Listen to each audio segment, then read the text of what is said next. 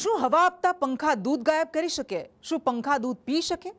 બનાસકાંઠાના એક ગામમાં આ સવાલ ચર્ચા અને વિવાદોનું મૂળ બન્યો છે. દૂધ મંડળીમાંથી વર્ષે 11 લાખનું દૂધ ગાયબ થઈ ગયું અને સંચાલકોએ જવાબ આપ્યો કે દૂધનું વજન પંખાની હિલચાલમાં ઘટી ગયું. આ જવાબ સાંભળીને પશુપાલકોએ મંડળીના સંચાલકો સામે મોરચો ખોલી દીધો અને દૂધિયા રાજકારણમાં વધુ એક પ્રકરણનો ઉમેરો થયો. પશુપાલકોને ન્યાય આપો, પશુપાલકોને ન્યાય આપો, ભ્રષ્ટાચાર દૂર કરો. બનાસકાંઠાના વડગામ તાલુકાના કોદરામ ગામમાં અત્યારે વિરોધના સૂત્રોચ્ચાર ગુંજી રહ્યા છે. કારોબારી હટાવો, ડેરી બચાવો, કારોબારી હટાવો, ડેરી બચાવો. કારણ છે ગામની દૂધ મંડળીએ પશુપાલકોને વાર્ષિક નફામાંથી આપેલો ઓછો ફાળો. જોકે વિરોધનો સૌથી મોટો મુદ્દો છે મંડળીએ વાર્ષિક અહેવાલમાં દર્શાવેલી 11 લાખ રૂપિયાના દૂધની ઘટ. પશુપાલકોએ જ્યારે વાર્ષિક સાધારણ સભામાં મંડળીના ચેરમેનને આ ઘટ પાછળનું કારણ પૂછ્યું તો સામે આવ્યું એક એવું કારણ જે સાંભળીને પશુપાલકો ચોંકી ગયા. તેમણે અગાઉ ક્યારેય આવો જવાબ નહોતો સાંભળ્યો. પશુપાલકોને જણાવવામાં આવ્યું કે 11 લાખના દૂધની ઘટ પાછળ જવાબદાર છે મંડળીના પ્લાન્ટમાં લગાવેલા પંખા, જેના વાઇબ્રેશનથી વજન કાંટાને અસર થઈ અને પશુપાલકોએ ભરાવેલા દૂધમાંથી 11 લાખનું દૂધ ઘટી ગયું. દૂધ મંડળીમાં જે વાર્ષિક સભા યોજાઈ અને આ વાર્ષિક સભામાં 11 લાખના દૂધની ઘટ આવી છે. જો કે આ ઘટ પાછળનું જે કારણ જણાવવામાં આવ્યું છે તે હાસ્યાસ્પદ કારણ છે. કોદરામ દૂધ મંડળીની અંદર જે 11 લાખના દૂધની ઘટનું કારણ બતાવવામાં આવ્યું છે તે કારણ ચેરમેન દ્વારા પંખાને કારણે 11 લાખની જે દૂધની ઘટ છે તે બતાવવામાં આવી છે. એટલે કે આ પંખા છે તે 11 લાખનું દૂધ છે તે પી ગયો. તો ગ્રામજનોની એક જ માંગ છે કે જે પ્રકારે આ જે પંખા દૂધ પી ગયા તેનું જે નિવેદન છે તેની સામે તટસ્થ તપાસ કરવામાં આવે તેવી ગ્રામજનો છે તે માંગ કરી રહ્યા છે. અત્યારે તો આ સમગ્ર મામલો બનાસ ડેરીની ચૂંટણી વચ્ચે જિલ્લામાં ટોક ઓફ ધ ટાઉન બન્યો છે. દૂધ મંડળીના ચેરમેન તરફથી બેદરકારી અને મજાક સાથેના કારણ સાંભળીને જ પશુપાલકોનો પિત્તો ગયો અને તેમણે ડેરીના સંચાલકો સામે મોરચો ખોલી દીધો. મંડળીના સંચાલકો પર ગેરરીતિના આક્ષેપ કરવામાં આવ્યા. આ મંડળી દ્વારા વાર્ષિક અહેવાલ છેલ્લા 6-7 વર્ષથી ક્યારેય આપવામાં આવતો નથી. તો એક પશુપાલકે એવું પૂછ્યું કે ભાઈ વાર્ષિક અહેવાલ આપો, તો મંત્રી દ્વારા એક કોપી આપવામાં આવી. એક કોપી આપી તો એની અંદરથી અમે મોટી તપાસ કરી તો 11 લાખના દૂધની ઘટ જાણવા મળી. તો 11 લાખના દૂધની ઘટ કેમ પડી છે એવો પ્રશ્ન પૂછ્યો તો ચેરમેન દ્વારા એવો જવાબ મળ્યો કે આ પંખાનું જે વાઇબ્રેશન થાય છે ને એનું વજન કોટા ઉપર નિયંત્રણ ના રહેવાના કારણે આ ઘટ પડી છે. હવે વિચાર કરો કે અમારી મંડળી દિવસનું 20,000 લીટર દૂધ ભરાવે છે અને 11 લાખની ઘટ પડતી હોય તો થાવર જેવી નંબર 1 મંડળી છે એની અંદર તો મોટી ઘટ હોવી જોઈએ ને. આજે બનાસકાંઠા જિલ્લાની કોઈ મંડળીની અંદર ઘટ નથી. આ મોટામાં મોટો ભ્રષ્ટાચાર છે. ભાવ વધારાની વાતમાં બિલકુલ સામાન્ય કક્ષાનો ભાવ વધારો ચૂકવ્યો છે. સમગ્ર કોદરામ ગામમાં એ વાત ચર્ચાને ચગડોળે ચડી કે આખરે પંખા કેવી રીતે દૂધ પી શકે. આ જવાબ માની શકાય તેવો ન હોવાથી અને પોતાને નફામાંથી ફક્ત 6.5% હિસ્સો મળતા પશુપાલકોએ ડેરીના ચેરમેન સામે વિરોધ પ્રદર્શન કર્યું. ગામમાં રેલી નીકળી જેમાં ન્યાયની માંગ સાથે સૂત્રોચ્ચાર કરવામાં આવ્યા. પશુપાલકોને ન્યાય આપો, પશુપાલકોને ન્યાય આપો, ભ્રષ્ટાચાર દૂર કરો. પશુપાલકોનું કહેવું છે કે જો તાલુકાની અન્ય દૂધ મંડળીઓના પંખા બરાબર ચાલે છે તો પછી કોદરામની મંડળીના પંખાને કેમ દૂધ સાથે વેર છે. દૂધ મંડળી પર ભ્રષ્ટાચારના આક્ષેપ કરવામાં આવ્યા છે. પશુપાલકોને 10%થી વધુ ભાવ ફેરથી ઓછું કંઈ જ મંજૂર નથી. પણ આ દૂધ પીજું કોણ પીજું? કોઈ બહેરે પીધું, કોઈ આદમીએ પીધું, કોઈ ચેરમે પીધું, કોઈ મંત્રી પીધું, કોઈ ભરવાવાળા દૂધ પીજા. તે પંખા દૂધ પીવા માંડ્યા તો 2 પંખા અમારા ઘેર મોકલાવજો કે ને છે પાલનપુર કશે કહેવાય કલકત્તા એટલે લડવા જવાની તૈયારી છે બહેરવાની. પણ નફો તો મળવો જ જોઈએ અમને. કેટલો નફો આપે છે? નફો આલે 25,000 કોઈને 50,000 આલે કોઈને 100%. આ હું પૈસા આવ્યા અમારા દૂધના તો વહેલા ઉઠીને બહેરોમાંથી આદમી નહીં મતતા. ખર્ચો કરીને નવું કોઈ વસાયું હોય એ બતાવું જોવો કે અમે આ વસાયું. આ તો બસ એમ કે પંખા પી જાય 11 લાખનું દૂધ. 11 લાખનું દૂધ પંખા પી જાય કે મોણ પી જાય એ તો સાબિત કરવું પડે ને.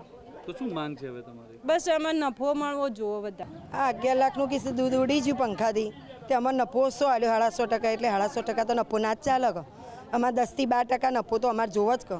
અમારે તો બધું આના ઉપર જ અમે ચલાવીએ. સવારે 4 વાગે ઉઠીએ, કાળી મજૂરી કરીએ, હોજી લીટર દૂધ વધારે ભરીએ તો અમારે વધારે પૈસા આવે. ડેરીવાળા તો એમ કે દૂધ લઈને આપવું હોય તો આવો, ના આપવું તો કોઈ ના અમે ચોકીએ છીએ એવું એ કીધું. ઢોળી દો તો અમારે ઢોળી દેવાનું. એ તો પછી શંકરભાઈ સુધી ડેરી સુધી કાર્યવાહી હેડવી જોવો અને શંકરભાઈ આવીને નિર્ણય કરું. ચેરમેન મોટા એ શું ડેરીના. ઓકે, શું નામ તમારું? શાંતાબેન ઈશ્વરભાઈ. પશુપાલકો આ મામલે લડી લેવાના મૂડમાં છે. તેમનું કહેવું છે કે જો તેમને ન્યાય નહીં મળે તો તેઓ બનાસ ડેરીના ચેરમેન શંકર ચૌધરી સુધી પણ જશે.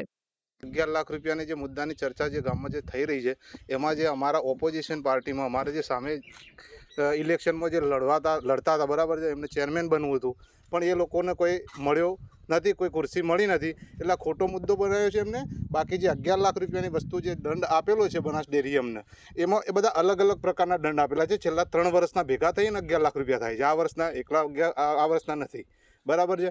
એટલે એ ટોટલી મુદ્દો જે આપ્યો જે 11 લાખનો કર્યો છે એ ટોટલી ખોટી વસ્તુ છે અને એ પાયા વિહોણી વાત છે. એવું કોઈ થયું જ નથી. આ મામલો શું છે? પંખા દૂધ પી ગયા એવું? ના, એ ટોટલી વસ્તુ ખોટી વસ્તુ છે.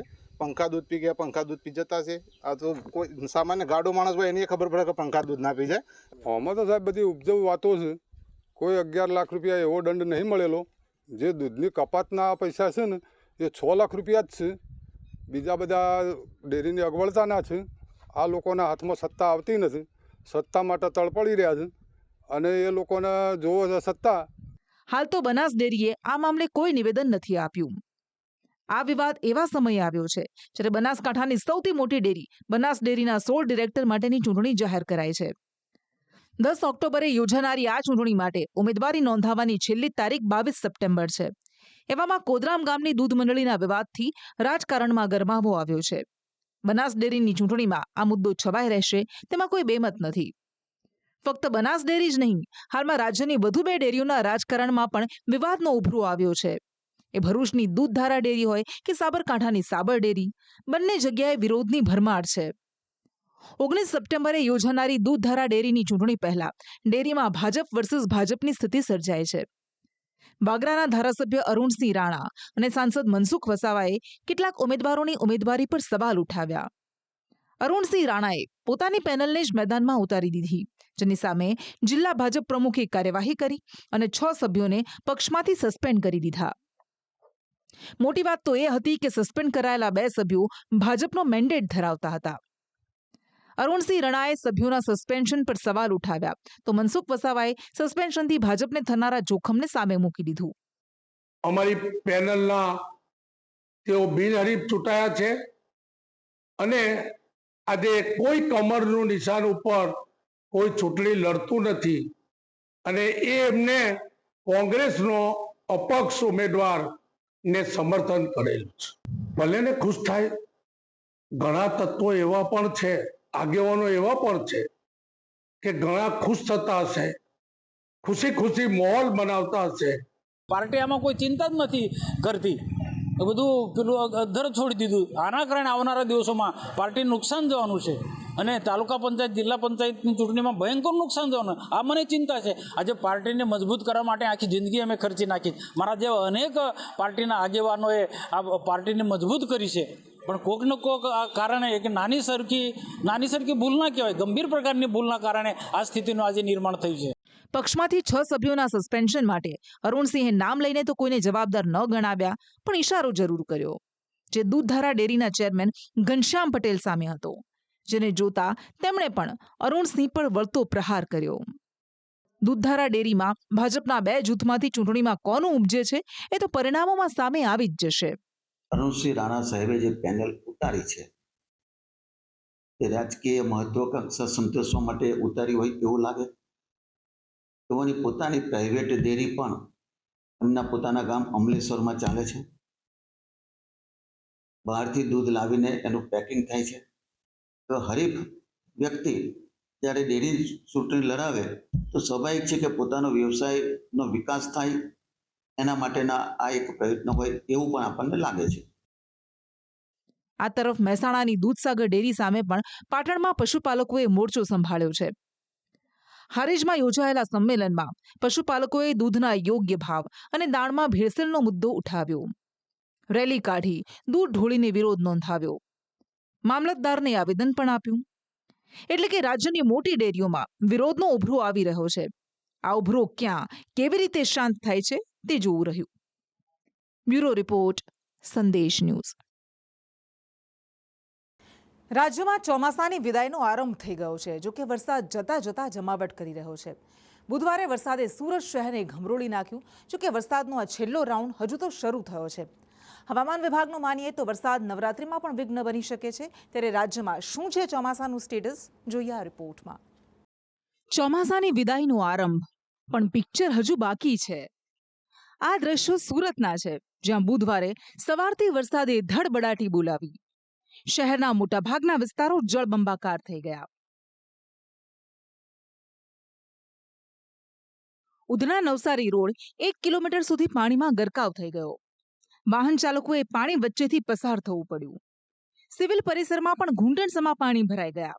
લાંબા વિરામ બાદ વરસાદ પડતા લોકોને પણ રાહત થઈ.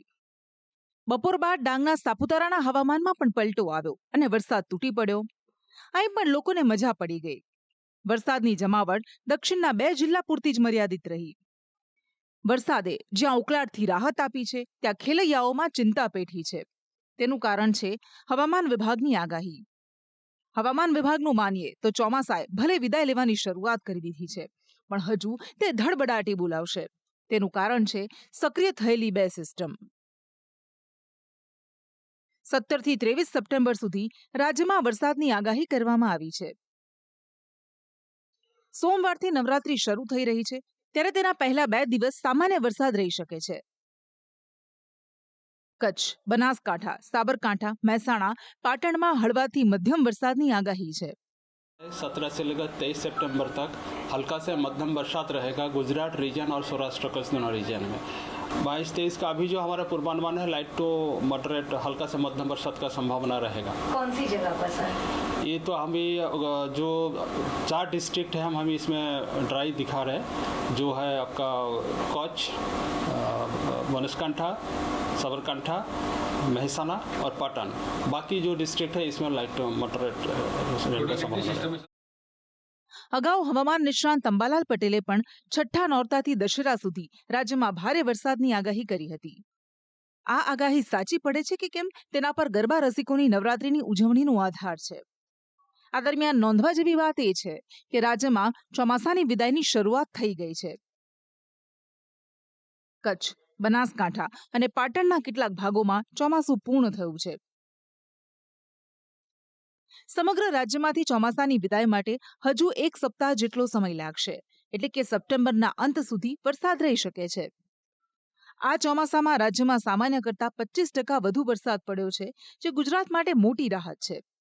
ત્યારે હવે જોવું એ રહેશે કે ચોમાસું જતા જતા કેવો વરસાદ આપે છે.